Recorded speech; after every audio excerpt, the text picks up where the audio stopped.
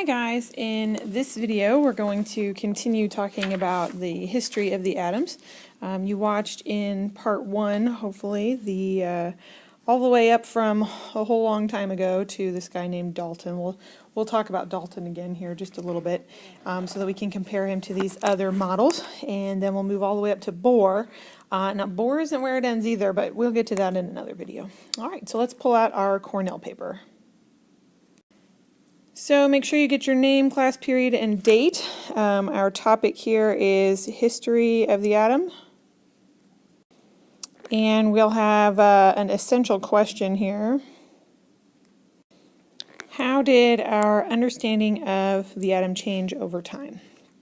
Okay, so we all know I love making charts. So I'm going to prepare my chart here. I'm going to have, let's see, 3 columns, one that's kind of thin, and the other 2 are about even. And in the first column we'll talk about who, in the second column we'll talk about what, and in the third column we'll draw a diagram. Okay, so our first who is going to be J.J. Thomson. Now remember, in the last video we ended with Dalton. He thought that matter was composed of atoms. All elements, or all of atoms in an element were the same, and different elements were different, and that when you have a reaction you're really just moving those around, and that a compound is a combination of those atoms.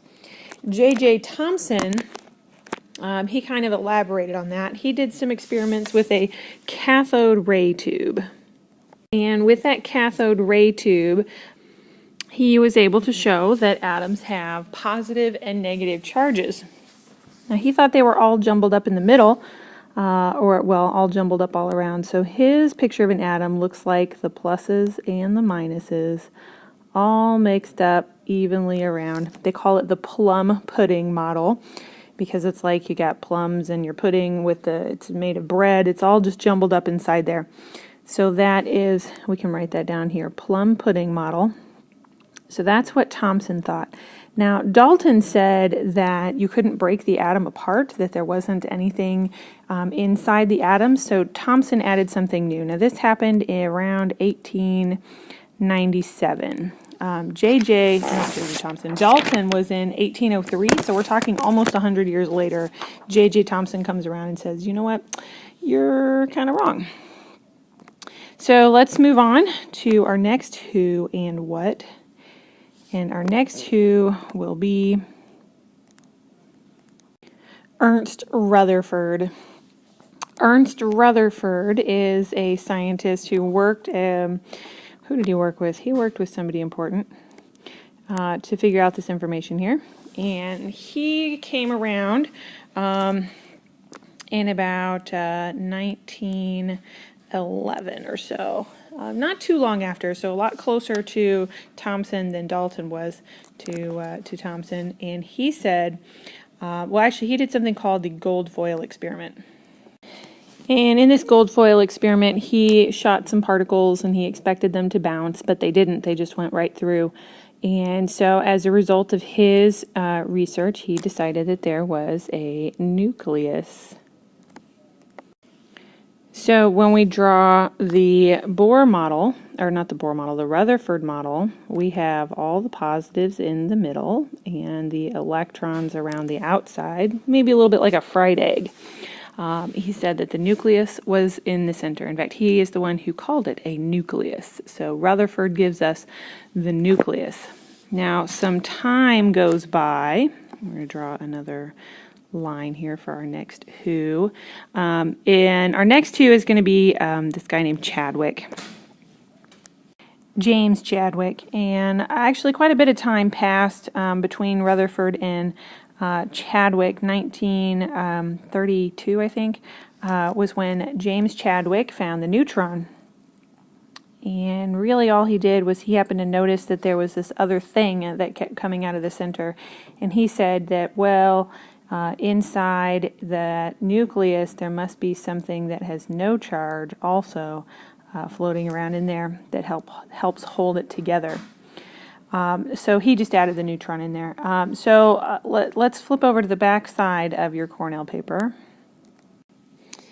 and add in our last who. I'm going to erase them again. Nope, can't. Our last who is this guy named Niels Bohr. And Niels Bohr is kind of where we're ending. Interestingly enough, this was 1913, so strictly speaking, Chadwick came later. But it kind of makes sense to talk about Bohr last because that's what we're kind of trying to get at here in this objective. So what Bohr did was he looked at the electrons, and he did some research based on these things called flame tests. And he figured out that those electrons aren't just willy-nilly anywhere. They have organization, and they are in energy levels. So there's organization. Whoops. So he agreed that there were protons in the nucleus. He didn't know about neutrons yet, but we know that neutrons are there. And he had these energy levels, these rings at particular locations outside the nucleus where the electrons could be. And so he would put some here, a little minus sign, and then some on these other ones. And so that is what a Bohr model of an atom looks like. We've got the electrons. In fact, he's got a pretty particular arrangement that we're going to jot down here. So we've got, basically we really work with 4 energy levels or so. Now let me make a new chart here.